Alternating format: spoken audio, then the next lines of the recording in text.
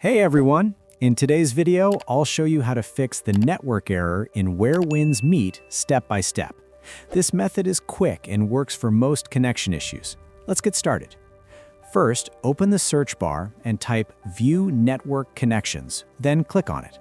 Find your active network adapter, double-click it, then select Properties. Now click on Internet Protocol version 4, IPv4, and open Properties again. Make sure obtaining an IP address automatically is selected. Below that, select Use the following DNS server addresses. For the preferred DNS, enter 8.8.8.8. For the alternate DNS, enter 8.8.4.4. Click OK and close all windows. Next, open the search bar again, type CMD, right-click Command Prompt and choose Run as Administrator.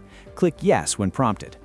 In the command window, type ipconfig/flushdns and press Enter. After that, type netsh winsock reset and press Enter again. Finally, restart your computer.